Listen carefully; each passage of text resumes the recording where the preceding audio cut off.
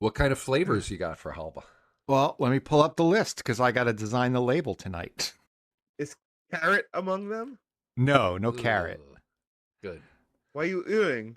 That The sounds... best halva, Really? Oh, because it's the sweet. best halva I've ever had was in India, and it was like Oh no, that's carrot. halwa. That's halwa. Oh, different. Yeah. Listen to you, you snob. Oh wait, that's halwa. Yeah, it's halwa with a W. There's no sesame tahini in it. That's carrot. That's carrots and rose water and syrup. Have you had that too? Yeah, I That's good stuff, had it right? recently actually. Yeah. That night that I had to go early because it was our anniversary. We had Indian food and we got the halwa for dessert. Yeah. It's pretty tasty. Yeah, I love that stuff. It's like Indian simmus. Yeah, an Indian simmus. I hate simmus, but for some reason I like halwa. That Mike, you don't like carrots? No, I like carrots, but I don't Savory? reach for them as a treat. I like them as a vegetable. I know they have a high sugar content relative Yeah. to other vegetables, if you will. So, Mm.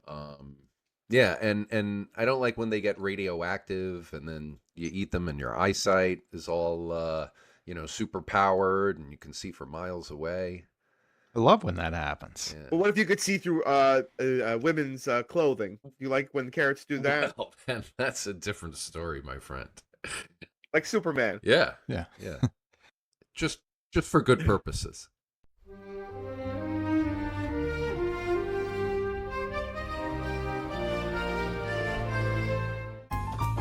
You are watching Generation Exile. So I have kind of an alarming story. And it's about this alarm. This is not a paid placement, but so this was actually last week, 2 a.m. Beep, all of a sudden out of nowhere, right?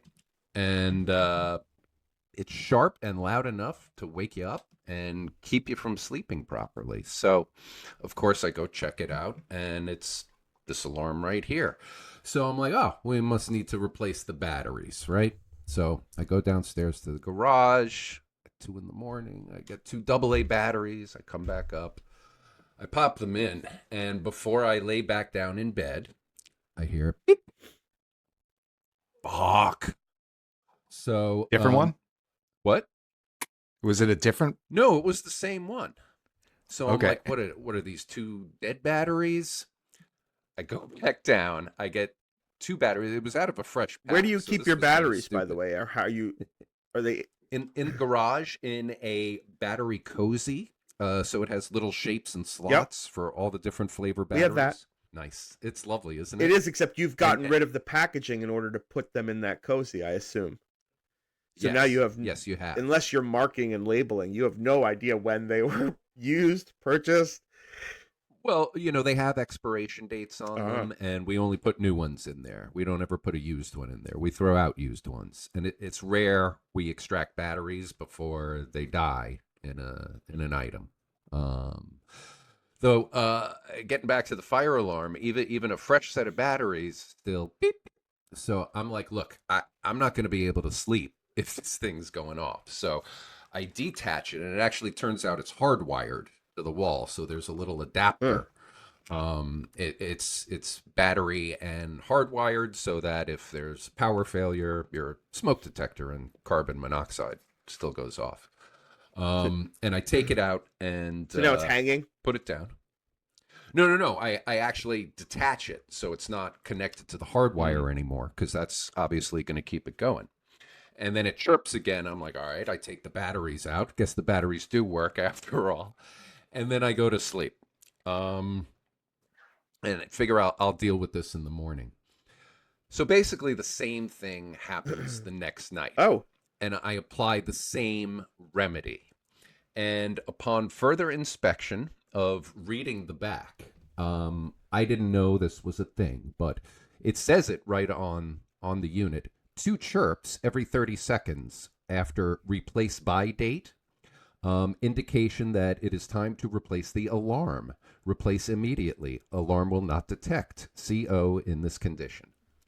So if you're following me, it turns out these are designed to fail after 10 years. Oh my God. Yes. These particular units. Dave said yes. Jeremy said, oh my God. So yeah, my reaction was, oh my Yeah. God, because guess what? I have a total of 9 of these fucking things in my house. If you remember, we had a fire Yeah. 10 Oh, years 10 years ago even. And we were like, we want really good smoke detectors and carbon monoxide detectors.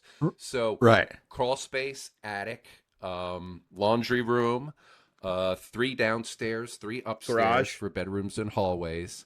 Not in the garage, actually. Wasn't the garage ground zero? Yeah, it was. Weird. It's right next to the laundry room. Weird and the choices. Crawl space. You know, we could do another show about that choice because you're right, it is very peculiar. So anyway, and these are not little cheapy alarms you go down to Home Depot for $20. Huh? These talk to you. They go fire, fire, How fire. much- Oh, I hate those. Carbon monoxide detected. Yeah.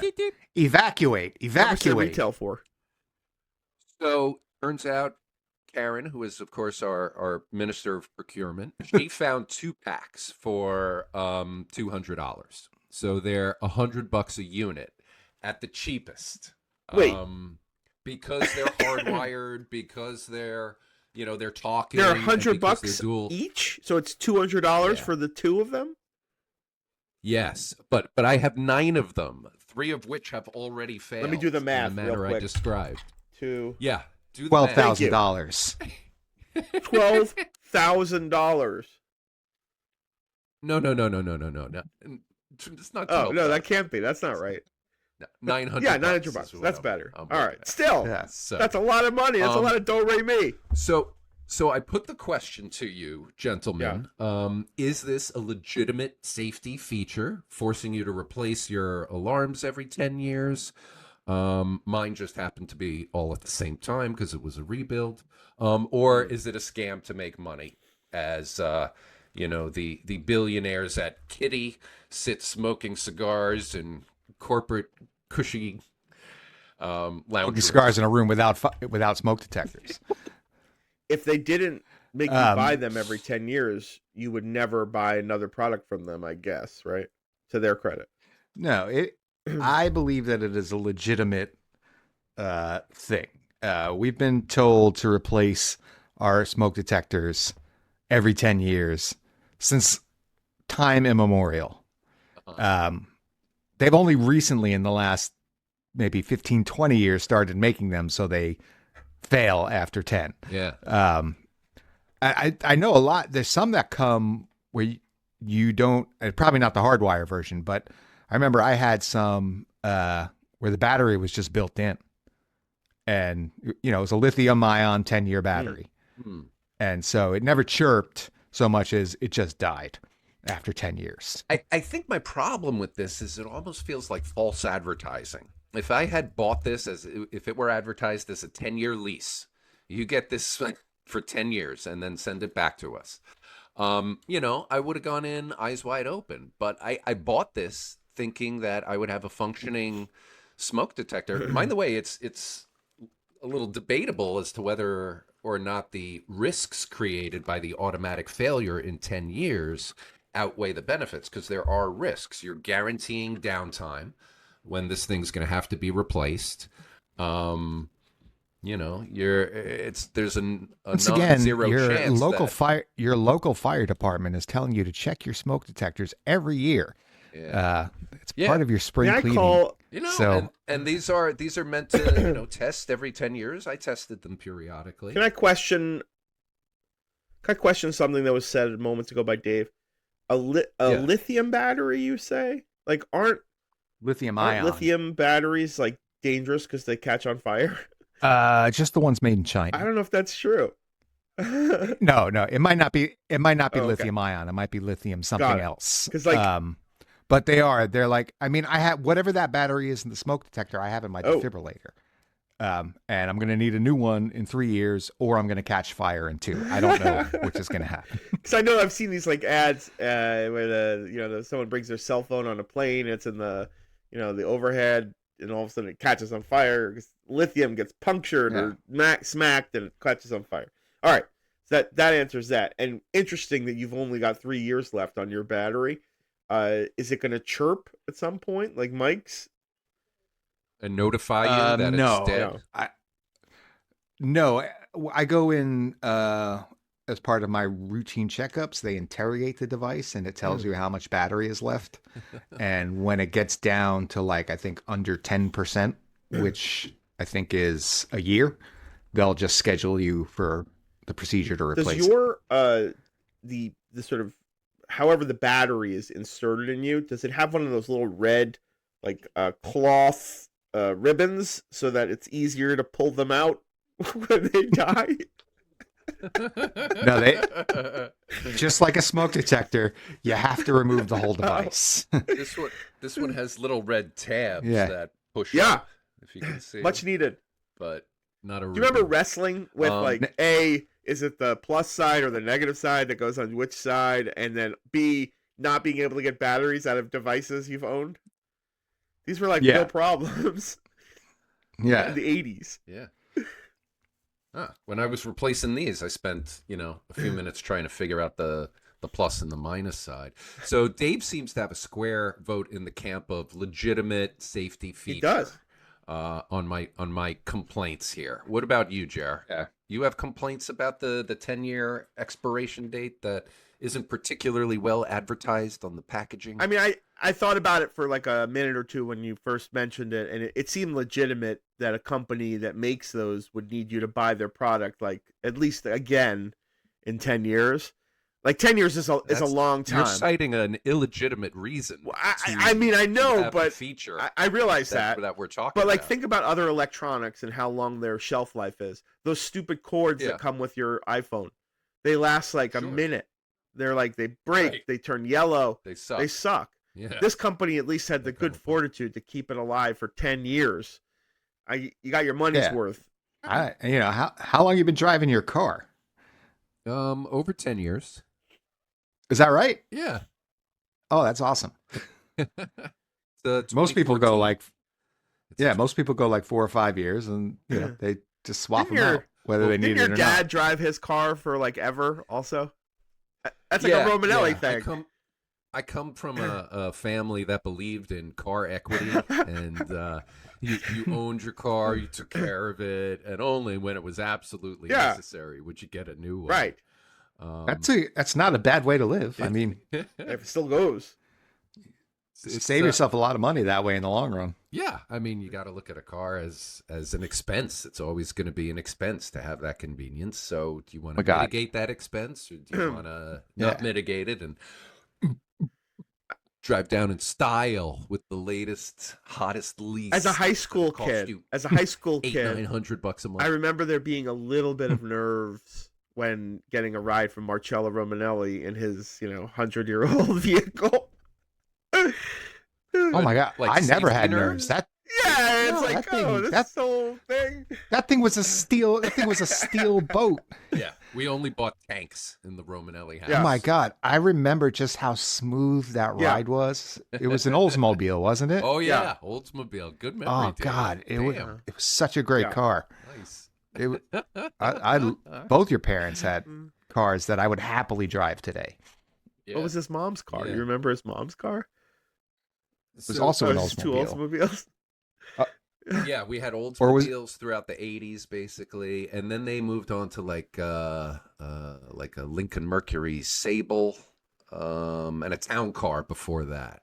Your So- parents were on the older side amongst all of the parents of our friend group, so that they were Definitely. that even their car was Definitely. called like the Oldsmobile. It just was funny at the time. It was just like they're When we all became friends, we had an Oldsmobile as well. Yeah. It was an Oldsmobile station wagon with the wood paneling on the I side. remember those. They never called it an Oldsmobile. They called it a Delta 88 because I think that was the sub variety of Oldsmobile. That was the Oldsmobile, Jeremy, was implied. Little did they know that Delta It was 88 would understood. become a Nazi throw to for Hitler's birthday just a few years later. What a Did you shame. know that, Mike? Yeah, I I guess. Too bad. I Too didn't bad know they about couldn't the throw Delta. down I know on- 88 Yeah, 88. because of Yeah. Hitler. HH and Heil Hitler is supposed to be a white supremacist code. Yep. Wink, wink, a dog whistle, if you will. Amongst for, neo-Nazis, Trump yeah. officials. Too bad they couldn't throw down on the Cutlass Supreme. You didn't see like Marcello Romanelli pulling up in an IROC Z with like fuzzy dice anytime soon. No. A fuzzy steering wheel. No. and- This man was an engineer. Yeah. Okay. He drove a car the way an engineer would drive a car. He'd accelerate slowly, he'd brake slowly, he'd minimize wear and tear. When we'd load the car full of my shit to go up to college, he would pack the heaviest items in the back seat in between the two wheel axles to bear the load, and then lighter items towards the rear of the trunk. He had it down to a fucking science, this guy. I'll bet he came to a complete stop when going in reverse before switching it to drive. Well, yes, but don't you have to? No, some people just roll into the drive.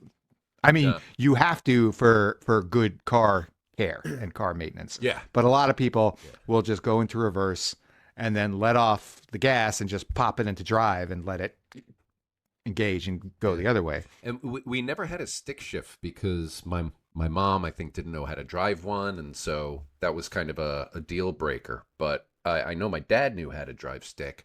I was fortunate enough to learn how to drive stick, and I think I'm a richer man for it. I didn't, and I don't. I currently drive stick. Do you really? Your car's a Yeah. stick? It is a stick. Wow. Or it's a automatic or integrated theft deterrent. Because no crooks know how to drive stick. Yeah. Nobody knows how to drive stick. Right. Right. You reminded me. Wow, that's a good point. You reminded me of something just before, Mike, when you said that your parents drove you to college in that car. And I was thinking back after dropping off my own kids at college to my experience of being driven to college. And the problem is I went to Israel for a year, my freshman year, so I did not have, a freshman drive to. But when I went to Buffalo, where Dave was, my parents didn't drive me to college. They put me in a car with a second cousin's new husband, Harvey. I mean, this is really something if you think about it. So I'm going to Buffalo, which is like a 9-hour drive from Dix Hills. With all your stuff? With all my stuff. I mean, it's like a truckload. It's fully a 9 freshman hours. year. Yeah, it's 9 hours and like several planets away Culturally. And Yeah. I'm going up to this place without a parent, without a friendly even. Harvey's a nice guy and all that. I met him maybe like once before then. And he was driving like a big station wagon. We loaded my stuff into this guy's car. And my parents were like, see ya.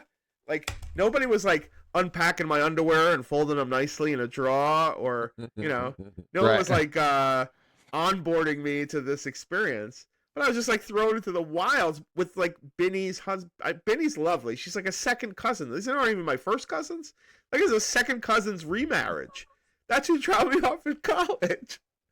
That's the Your equivalent. second cousin's second husband. So like, It's the equivalent of an Uber today. yes, Let's face it's it. no wonder I didn't stay longer than one semester there. I didn't have the right onboard. I moved in with like it was like transfer students, my dorm. Yeah. So like, Yeah, you had cool roommates. two of Or at them were least nice that guys. one dude, but they Eamon. were wet. I don't remember. Eamon was a really nice guy, and the other guy, I forget his Yeah. name. He was really nice too, but they were both like significantly older than I am. One was a senior and one was like a junior, and I was a sophomore, but really a freshman because my first year of college was not really college. It was like exploring Israel. You lived on a kibbutz. For a little bit, yep. I was kibbutz was a lot of fun. I'll save that for another time, but I had some fun. Did you take classes in Israel? while you were Very there, or briefly. Was it just an experiential thing? We had classes in Jerusalem on Mount Scopus, where the Hadassah Hospital is. We had a university is there, Hebrew University. But that was only for like 2 or 3 months. The rest of the year was like experiencing things like a kibbutz or a moshav. But when we got to like a development town in southern Israel, they were like, you know what? There's classrooms here. We should give them classes. But none of us wanted to go to class at that point. And a good friend of mine, Spec, created something called the what's it called? The disaster device or something like that. He had found like some parts somewhere, and when you plugged it into the wall, it shorted out the whole building. So he, the first day of class, he plugged this into the wall, and we didn't have class that day. Wait, was it designed Yes, to do it was that? the short circuit machine. That's what he called it. Okay. It was called the short circuit machine. You know, some of Spec's antics from back in the day, Oh, yeah. like body tag Yes. and this little one, Yeah. they don't age so gracefully. You know? Like, oh, what Actually- a funny thing to Yeah. do. You know, short out the whole. I think the short circuit one is. Yeah, that one's I clever. think that stands the test of Yeah. time. Dick tag, I'm No, not that so one convinced was not on. great, but the short circuit machine was terrific. And you know what? It was almost like that Real Genius movie that came out where they like make popcorn, grow in the guy's apartment. Yeah. It was clever thinking and ingenuity. And he lives in Yeah. Israel now, so it's all good. Nice. I remember in Real Genius, he's cutting with a laser the solid carbon dioxide and then dropping them as coins because they're coin shaped into the vending Yes. machine. And then, of course, they sublimate. So guy goes to reload the machine. It's like, where'd all the money Dude, go? that is a great movie with Laszlo. That is a That is a fun great He movie. has like a guy that lives in his closet. Laszlo is the Yeah, guy who's yeah. on White Lotus. now. Yes. It's like the villainous murderer. Yeah. Yeah. What's her name? Jennifer Coolidge. Jennifer Coolidge's Yeah. husband. It's great to see that guy. It just brings back. Nice. Yeah. He was also Uncle Rico in Napoleon Dynamite. Yes, he was. Yeah, Love he that just guy. pops up in Yeah. crazy culty things. Yeah. But yeah, White Lotus, that's Oh, a fun man. one. I got to thank you for the dot connection there, Dave. That's just, I don't know if you heard the sound of my neural networks firing, but realizing Yeah. that, oh my God, that's the same guy in all of those. He had a cool haircut. White Lotus. Yeah. Yeah. He was like one of those guys who's like a little bald but had long hair and just like pulled it off, right? Right. Like Gallagher hair. Yeah. So yeah, I'm envious Yeah. that your dad and mom drove you to college. That would have been nice. Oldsmobiles or Yeah. whatever. It was nice. They were so. You know what's weird? In my sophomore year of college, my parents also didn't drop me off. They had Shirley and Joel Newberger take me up. It was very strange. Yeah. I have a story to bore you with. We finished up dinner the other night. It was around. Thank you, Dave. Sorry. That's nope. Oh, you didn't even setting get to the stage start. perfectly. You lost So me it's at dinner. It's a little post dinner. It's like 6:30, 7 o'clock Yeah. on a Saturday, Ugh. and all of a sudden I get a knock at the door. We have a Ring doorbell, but I get a knock, and it sounds like this: knock, knock, knock, knock, knock, knock, knock. In that Okay. rhythm. Shaving a haircut. Thank you. Shaving a Two haircut. bits. I was about to say, I don't know if you know this as shaving a 2 haircut, bits. but I know of it as shaving a 2 haircut. bits. So, are you going to say that every time I say shaving a bits. haircut? You bet. He actually doesn't even know the song. He just has Tourette's. So I answer the door, and I think it's somebody I know because it's the shaving a 2 haircut bits. knock. And it turns out to be this young man who is actually explaining to me that his company's in the area this week, and would I like an estimate on getting my windows replaced? So I'm like, you knocked at the door with shaving a haircut, and he didn't know what that meant. I was like, well, the rhythm, I said to him, the rhythm that you knocked with, it's called shaving a haircut. I think it's a song or a saying or something. I don't know exactly, but it implies familiarity. It implies that I know you and I'm knocking on your door. man. If I'm a stranger, I'll typically knock in a different way and just a random or, whatever. But knocking as shaving a haircut, that implies that I know you. So I would appreciate Did you it do if this don't that. monologue like you were Quentin Tarantino explaining his coffee preferences? Because it kind of sounds like maybe you did. This poor guy. Look, I know it's good coffee. I get the coffee, okay? You're a little familiar with I don't your even shaving a drink haircut coffee. knock. So I I'm said, loving this. And as a matter of fact, the house is a rebuild from 10 years ago, so we're nowhere near ready for replacement windows. And he says, well, when would be a good time to come back? For an estimate. And I said, probably in about 10 years. And when you do, please don't knock the way you did today. I thought you were going to say, and when you do, can you bring some new fire alarms? Because it will be time for us to replace them. Everything's 10 years with the Romanellis.